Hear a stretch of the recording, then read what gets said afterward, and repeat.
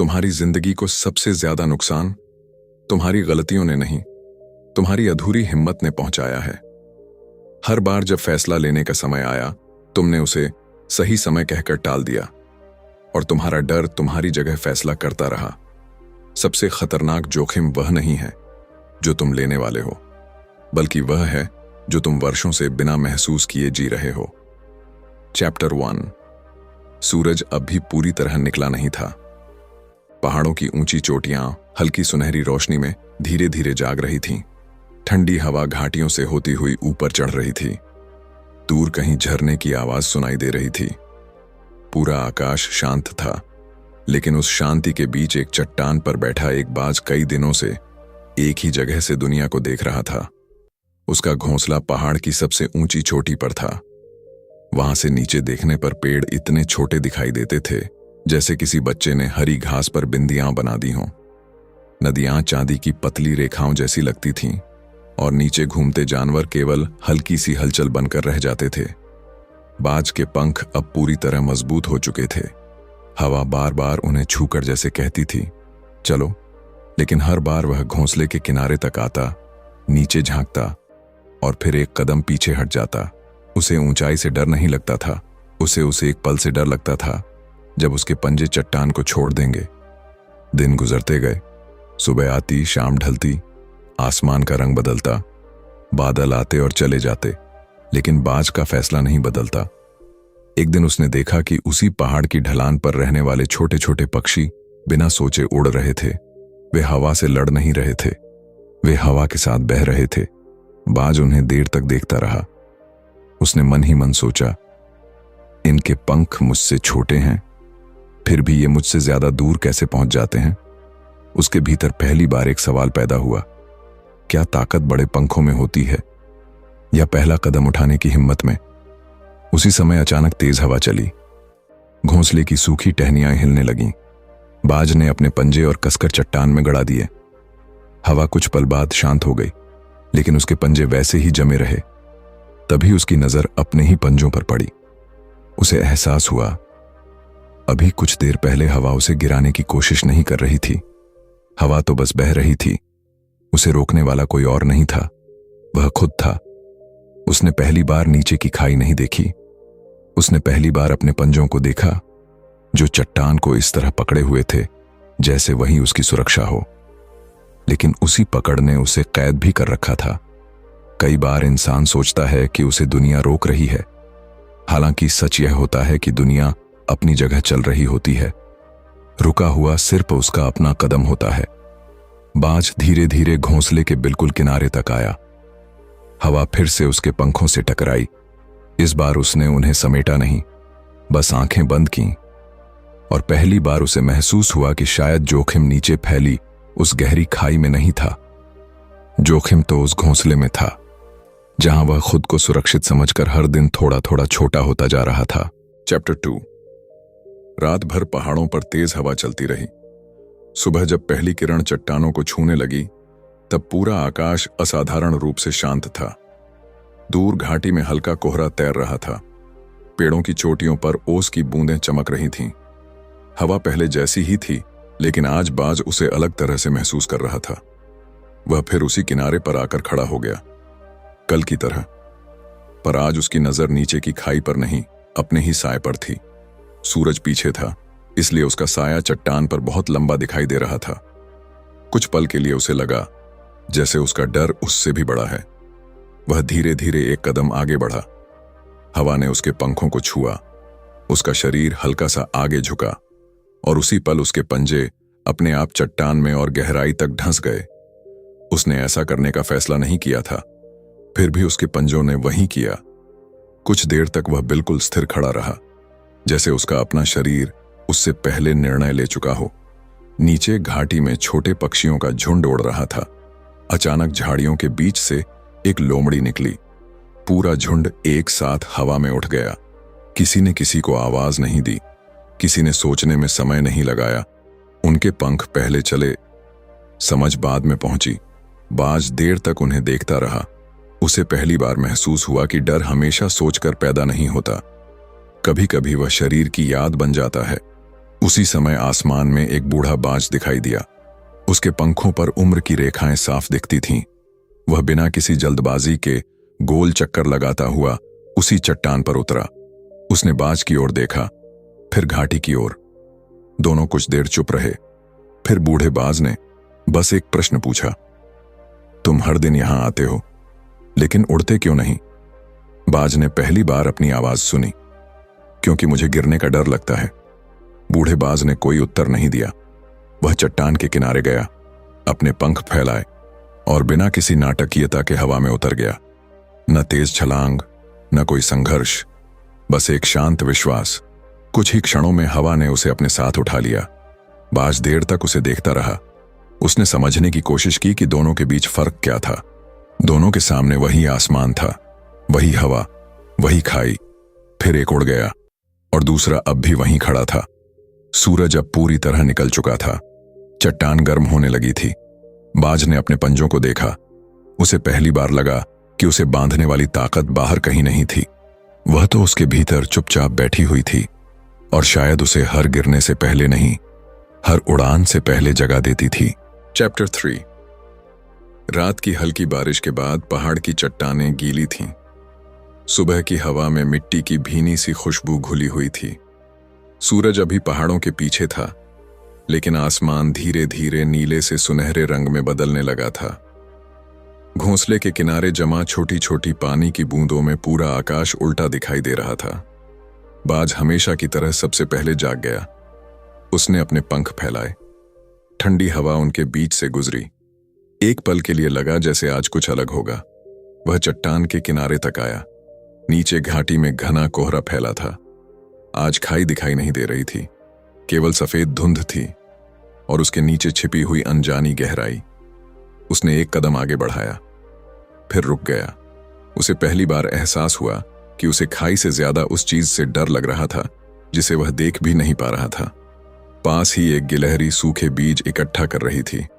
उसने एक बीज मुंह में दबाया और दूसरे की ओर बढ़ गई। तभी उसके पंजे से पहला बीज नीचे लुढ़क गया। गिलहरी कुछ पल उसे देखती रही, फिर वह उसे पकड़ने नहीं भागी। उसने दूसरा बीज उठाया और अपने रास्ते पर चल दी। बाज देर तक उसे देखता रहा। उसे यह छोटा सा दृश्य समझ नहीं आया।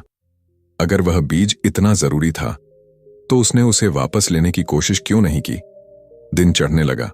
हवा अब पहले से तेज थी। दूर आसमान में वही बूढ़ा बाज दिखाई दिया। वह नीचे नहीं उतरा, बस कुछ देर तक हवा के साथ तैरता रहा।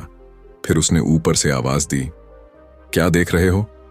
बाज ने नीचे धुंध की ओर देखते हुए कहा, अगर मैं गिर गया तो सब खो दूंगा। बूढ़ा बाज कुछ क्षण शांत रहा, फिर बोला, और अगर यहीं खड़े रहे तो क्या बचा रहेगा? बाज ने कोई उत्तर नहीं दिया। उसके पास कोई उत्तर था भी नहीं। कुछ देर बाद हवा का एक तेज झोंका आया। घोंसले के किनारे रखा एक सूखा पंख उड़कर नीचे चला गया। बाज ने उसे पकड़ने की कोशिश की, लेकिन तब तक वह हवा में गायब हो चुका था। वह देर तक उसे खोजता रहा, जैसे उस एक पंख के चले जाने से कुछ बहुत बड़ा खो गया हो।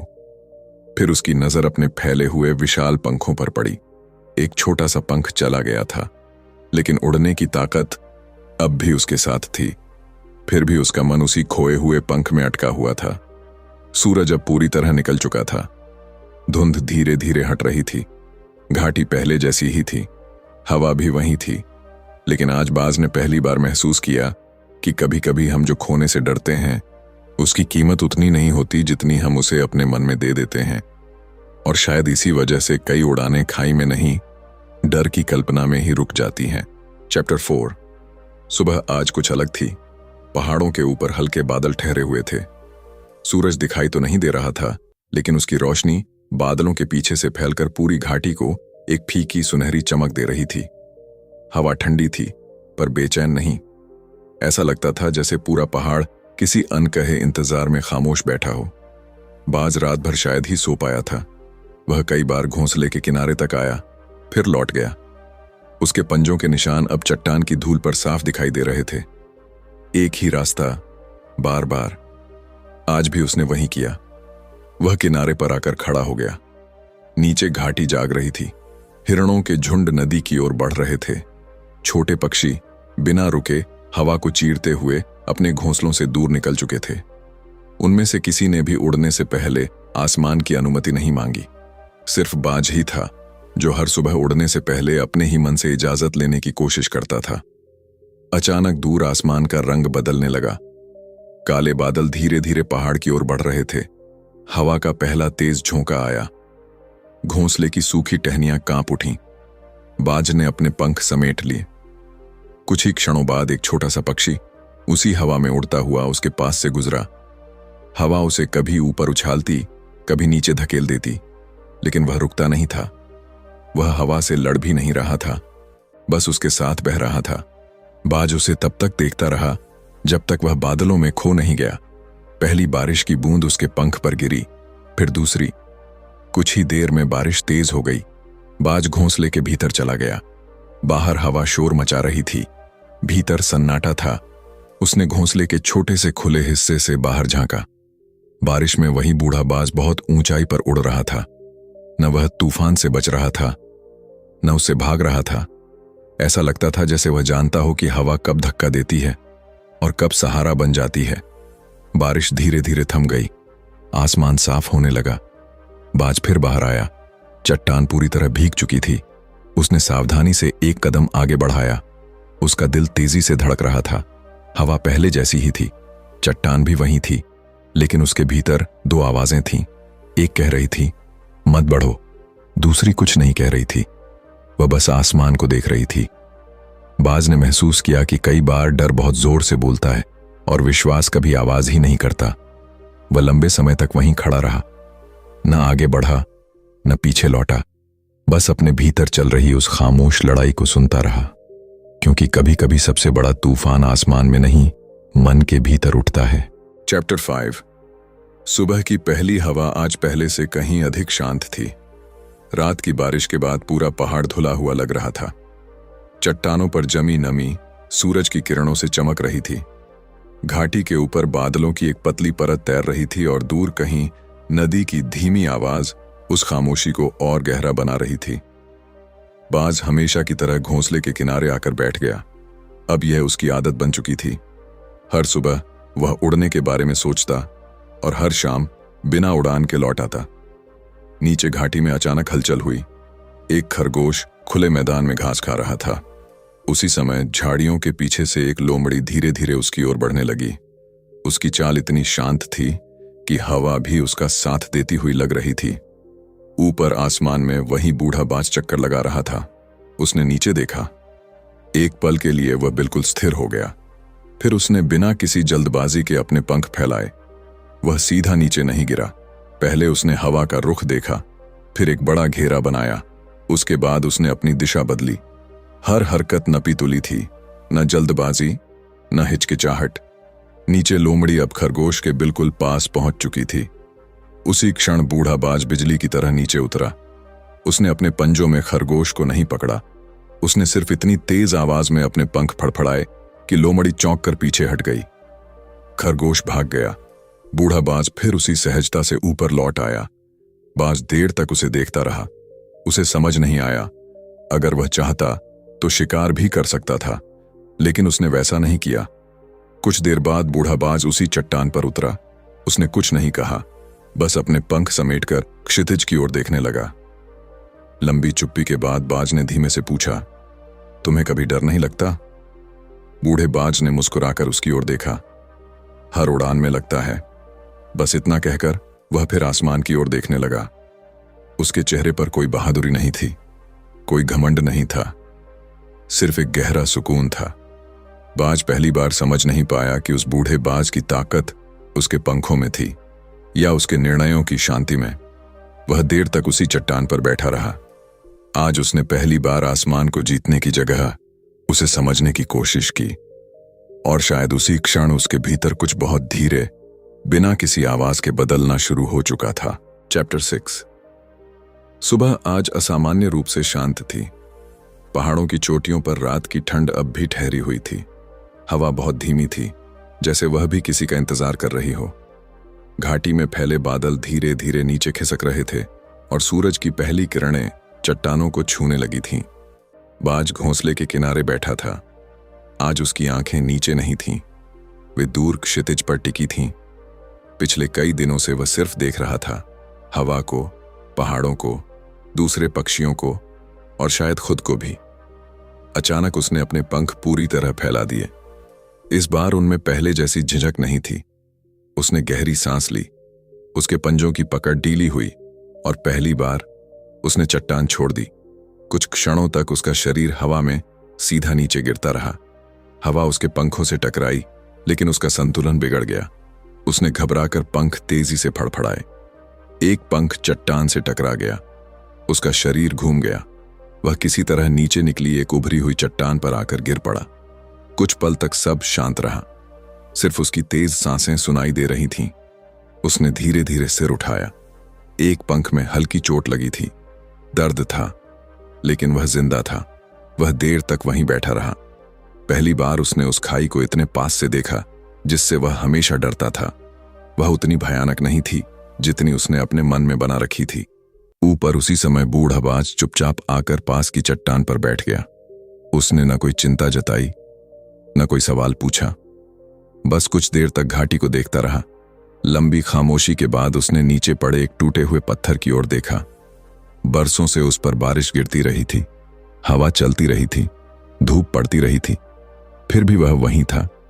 लेकिन उसके ठीक पास एक छोटी सी दरार से एक हरा पौधा बाहर निकल आया था। पत्थर वैसा ही रहा, दरार बदल गई। बाज उस पौधे को देर तक देखता रहा। उसे पहली बार महसूस हुआ कि गिरने के बाद सब कुछ खत्म नहीं होता। कभी कभी गिरना सिर्फ यह बता देता है कि जमीन सच में कहां है। उसने अपने घायल पंख को धीरे से समेटा। दर्द अभी भी था, लेकिन अब वह दर्द वैसा नहीं था जैसा चट्टान पर खड़े खड़े हर दिन महसूस होता था।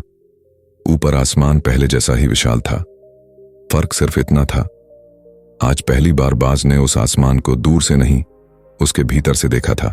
चैप्टर 7। सुबह की हवा आज अलग थी। वह तेज नहीं थी, लेकिन स्थिर भी नहीं। पहाड़ों के बीच से गुजरते हुए वह कभी ठंडी लगती, कभी हल्की गर्म। ऐसा लगता था जैसे हवा खुद भी हर मोड़ पर अपना रास्ता चुन रही हो। बाज उस चट्टान पर नहीं था जहां वह हमेशा खड़ा रहता था। पिछली उड़ान की कोशिश के बाद उसने अपना घोंसला नहीं छोड़ा था, लेकिन अब वह किनारे से डरकर पीछे भी नहीं हटता था। घायल पंख लगभग ठीक हो चुका था। दर्द की जगह अब हल्की सी कसक रह गई थी, जो हर सुबह उसे पिछली गिरावट की याद दिला देती थी। वह धीरे धीरे घोंसले से बाहर निकला। पहाड़ की ढलान पर एक संकरी चट्टान थी, जहां तक पहुंचने के लिए उसे कुछ छोटी छोटी छलांगें लगानी पड़ती थीं। पहले वह कभी वहां नहीं गया था। आज वह बिना जल्दबाजी के वहां पहुंचा। वहां खड़े होकर घाटी अलग दिखाई देती थी। ऊंचाई कम थी, हवा भी उतनी तेज नहीं थी। उसी समय उसने देखा कि एक छोटा पहाड़ी पक्षी अपने बच्चों को उड़ना सिखा रहा था। वह उन्हें सबसे ऊंची छोटी से नहीं धकेल रहा था। पहले एक छोटी चट्टान, फिर दूसरी, फिर तीसरी। हर बार बस उतनी ही दूरी जितनी वे संभाल सकते थे। कोई भी उड़ान पहली ही कोशिश में आसमान तक नहीं पहुंच रही थी। बाज देर तक यह सब देखता रहा। उसने पहली बार महसूस किया कि शायद पहाड़ भी अपने रास्ते एक ही छलांग में नहीं बनाते, उनमें भी अनगिनत परतें होती हैं। उसने अपने पंख फैलाए। इस बार उसने सबसे ऊंची चट्टान की ओर नहीं देखा, सिर्फ सामने वाली छोटी चट्टान की ओर देखा। एक गहरी सांस और एक हल्की सी छलांग। कुछ पल के लिए हवा ने उसका भार अपने ऊपर लिया। वह डगमगाया, लेकिन गिरा नहीं। दूसरी चट्टान पर उसके पंजे मजबूती से टिक गए। उसने तुरंत पीछे मुड़कर देखा। दो चट्टानों के बीच की दूरी बहुत छोटी थी, लेकिन उसके भीतर जो दूरी थी वह पहले से बहुत कम हो चुकी थी। ऊपर आसमान में बूढ़ा बाज उड़ रहा था। उसने नीचे देखा, पर कुछ कहा नहीं। शायद कुछ यात्राएं ऐसी होती हैं जहां शब्द रास्ता नहीं दिखाते, सिर्फ अनुभव दिखाता है। बाज अब भी आसमान से बहुत दूर था, लेकिन पहली बार उसे ऊंचाई से ज्यादा दिशा दिखाई दे रही थी। और कभी कभी सबसे बड़ी उड़ान उस दिन शुरू होती है जब हम आसमान नहीं, अपना अगला सही कदम देखना सीख जाते हैं। चैप्टर 8। सुबह अब पहले जैसी नहीं रही थी। पहाड़ वहीं थे, घाटी वहीं थी, हवा भी वहीं थी, लेकिन हर सुबह बाज सबसे पहले आसमान को देखने लगा था, खाई को नहीं। यह बदलाव इतना छोटा था कि शायद कोई और उसे देख भी ना पाता, लेकिन उसके भीतर कुछ धीरे धीरे अपनी जगह बदल रहा था। सूरज की पहली किरण उसके पंखों पर पड़ी। उसने उन्हें फैलाया, इस बार उन्हें परखने के लिए नहीं, बस महसूस करने के लिए। रात की नमी अब भी चट्टानों पर थी। दूर नदी के किनारे हल्का कोहरा तैर रहा था। हवा पहाड़ों के बीच घूमती हुई कभी उसके चेहरे को छूती, कभी बिना छुए आगे निकल जाती। बाज चुपचाप घोंसले से बाहर आया। अब वह हर दिन एक नया रास्ता चुनता था। कभी किसी नीची चट्टान तक उड़ता, कभी थोड़ी ऊंचाई से लौट आता, कभी सिर्फ हवा में कुछ पल ठहर कर वापस बैठ जाता। पहले उसे लगता था कि हर उड़ान मंजिल तक पहुंचना चाहिए। अब हर उड़ान सिर्फ उड़ान थी। दूर एक सूखा पेड़ खड़ा था। उसकी आधी शाखाएं टूट चुकी थीं, लेकिन सबसे ऊपरी टहनी पर एक छोटी सी चिड़िया बार बार घोंसला बना रही थी। तेज हवा आती, कुछ तिनके नीचे गिर जाते। वह बिना घबराए फिर नीचे जाती, नया तिनका लाती और वहीं रख देती। न उसने हवा को कोसा, न पेड़ को छोड़ा। बाज उसे देर तक देखता रहा। उसके भीतर एक अजीब सी शांति उतरने लगी। कुछ देर बाद वही बूढ़ा बाज पास से गुजरा। इस बार उसने न कोई सवाल पूछा, न कोई उत्तर दिया। बस उड़ते उड़ते एक क्षण के लिए उसकी नजर बाज से मिली। इतनी सी बात काफी थी। बाज ने पहली बार महसूस किया कि कुछ यात्राओं में साथ चलने वाले शब्द नहीं छोड़ते, उनकी खामोशी छोड़ जाती है। उसने अपने पंख फैलाए। इस बार वह पहले से थोड़ी ऊंचाई तक गया। हवा ने उसे हल्का सा डगमगाया, लेकिन उसने घबराकर लौटने की जल्दी नहीं की। कुछ क्षण बाद उसका संतुलन अपने आप लौट आया। वह नीचे उतरा तो उसके पंजे पहले से अधिक स्थिर थे। आज उसने कोई बड़ी जीत हासिल नहीं की थी, कोई चमत्कार भी नहीं हुआ था। फिर भी शाम तक उसे ऐसा लगा जैसे उसके भीतर एक नया आसमान बन रहा हो, क्योंकि उड़ना शायद पंखों की ताकत से पहले हर सुबह फिर से कोशिश करने की आदत में जन्म लेता है। चैप्टर 9। सुबह आज बिल्कुल वैसी ही थी जैसी उस दिन थी जब बाज पहली बार इस चट्टान के किनारे आकर खड़ा हुआ था। वही ठंडी हवा, वही दूर बहती नदी की धीमी आवाज, वही पहाड़ जिनकी चोटियां हर सुबह सूरज का सबसे पहला स्वागत करती थीं। सब कुछ वैसा ही था। अगर कुछ बदला था तो वह बाज था। वह धीरे धीरे घोंसले से बाहर आया। कुछ पल उसी पुराने किनारे पर खड़ा रहा जहां कभी उसके पंजे डर से चट्टान में धंस जाया करते थे। आज भी उसने नीचे देखा। खाई अब भी उतनी ही गहरी थी, हवा अब भी उतनी ही अनिश्चित थी, आसमान भी पहले जितना ही विशाल था। दुनिया ने उसके लिए कुछ आसान नहीं किया था। उसने आंखें बंद की। उसे याद आया, वही पहली झिझक, वही पहली गिरावट, घायल पंख, वह लंबी रात जब उसे लगा था कि शायद उड़ना उसके लिए नहीं बना। फिर धीरे धीरे छोटी उड़ानें, छोटी जीतें, और वे असंख्य सुबहें जिनमें उसने किसी मंजिल के लिए नहीं, सिर्फ खुद को समझने के लिए पंख फैलाए थे। आज उसके भीतर कोई शोर नहीं था, न खुद को साबित करने की बेचैनी, न हारने का डर, सिर्फ एक गहरी शांति। उसी समय दूर आसमान में बूढ़ा बाज दिखाई दिया। वह कुछ देर तक हवा में तैरता रहा, फिर बिना कुछ कहे पहाड़ों के उस पार गायब हो गया। बाज ने उसे जाते हुए देखा। पहली बार उसे एहसास हुआ कि कुछ साथी हमारी मंजिल तक पहुंचने के लिए नहीं आते, वे सिर्फ हमें हमारी दिशा दिखाकर चुपचाप आगे बढ़ जाते हैं। बाज ने अपने पंख पूरी तरह फैला दिए। हवा ने इस बार उसे परखा नहीं, जैसे उसे पहचान लिया हो। उसने चट्टान छोड़ दी। न कोई हड़बड़ी, न कोई संघर्ष, न कोई भय। वह हवा के साथ ऊपर उठता गया। पहाड़ नीचे छूटते गए, घाटियां छोटी होती गईं, बादल उसके बराबर आ गए, और पहली बार उसे समझ आया कि आसमान कभी किसी का इंतजार नहीं करता, लेकिन वह हमेशा उन लोगों के लिए खुला रहता है जो उसके भीतर आने का साहस करते हैं। दूर क्षितिज पर सूरज पूरी तरह उग चुका था। उसकी रोशनी में बाज अब सिर्फ उड़ नहीं रहा था, वह अपने उस पुराने घोंसले को देख रहा था जहां कभी उसे लगता था कि वही उसकी पूरी दुनिया है। घोंसला अब भी वहीं था, सुरक्षित पर छोटा, इतना छोटा कि उसे देखकर विश्वास ही नहीं होता था कि कभी उसने पूरी जिंदगी उसी के भीतर बिताने का सोच लिया था। बाज ने एक बार आखिरी बार उस चट्टान की ओर देखा, फिर बिना पीछे मुड़े अनंत आकाश की ओर उड़ गया, क्योंकि कभी कभी सबसे बड़ा जोखिम गिर जाना नहीं होता, बल्कि पूरी जिंदगी उन पंखों के साथ जी लेना होता है जिन्हें हमने कभी फैलाया ही नहीं। चैप्टर 10। सुबह आज पहाड़ पहले से अधिक शांत थे। सूरज अभी क्षितिज के पीछे था। बादलों की पतली परतों पर हल्की सुनहरी रेखाएं उभरने लगी थीं। नीचे घाटी में नदी अपनी धीमी लय में बह रही थी। हवा ठंडी थी, लेकिन अब उसमें अनजान होने का एहसास नहीं था। बाज बहुत ऊंचाई पर उड़ रहा था। अब उसके पंख हवा को पहचानने लगे थे। कौन सा झोंका ऊपर उठाएगा, कौन सा नीचे धकेलेगा, वह बिना घबराए समझ जाता था। लेकिन उस सुबह उसने कुछ अजीब महसूस किया। आसमान बहुत बड़ा था और उसमें वह बिल्कुल अकेला था। नीचे छोटे छोटे पक्षियों के झुंड साथ उड़ रहे थे। पहाड़ों की ढलानों पर जीवन अपनी रफ्तार से चल रहा था, मगर जितना ऊपर वह उठता गया उतनी ही कम आवाजें उसके साथ बचीं। कुछ देर बाद वह एक ऊंची चट्टान पर उतर गया। यहीं से पूरा पर्वत दिखाई देता था। वह देर तक चुपचाप बैठा रहा। उसे पहली बार एहसास हुआ कि कई बार ऊंचाई सिर्फ दूर तक देखने का अवसर नहीं देती, वह आपको आपकी खामोशी से भी मिलाती है। तभी उसकी नजर सामने की चट्टान पर गई। वहां एक छोटा बाज घोंसले के किनारे खड़ा था। उसके पंख कांप रहे थे। वह आगे बढ़ता, फिर पीछे हट जाता, बिल्कुल वैसे ही जैसे कभी वह खुद खड़ा रहता था। बाज कुछ पल उसे देखता रहा।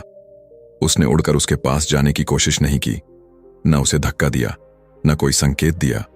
वह बस हवा में एक शांत चक्कर लगाकर उस खुले आकाश में तैरने लगा। छोटे बाज की आंखें उसका पीछा करती रहीं। कुछ क्षण बाद उसने भी अपने पंख फैलाए। उसने उड़ान भरी या नहीं, बाज ने पीछे मुड़कर नहीं देखा। शायद हर उड़ान का पहला निर्णय किसी और की आवाज से नहीं, अपने भीतर उठी एक खामोश इच्छा से जन्म लेता है। सूरज अब पूरी तरह निकल आया था। उसकी रोशनी पहाड़ों पर फैल चुकी थी।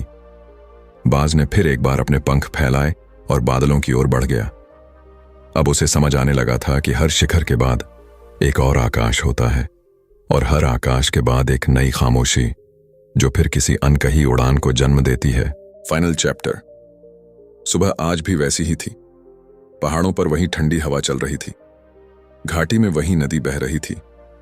सूरज की पहली किरणें एक एक करके चट्टानों को रोशन कर रही थीं। दूर कहीं बादलों की एक पतली परत पहाड़ों के कंधों से लिपटी हुई थी।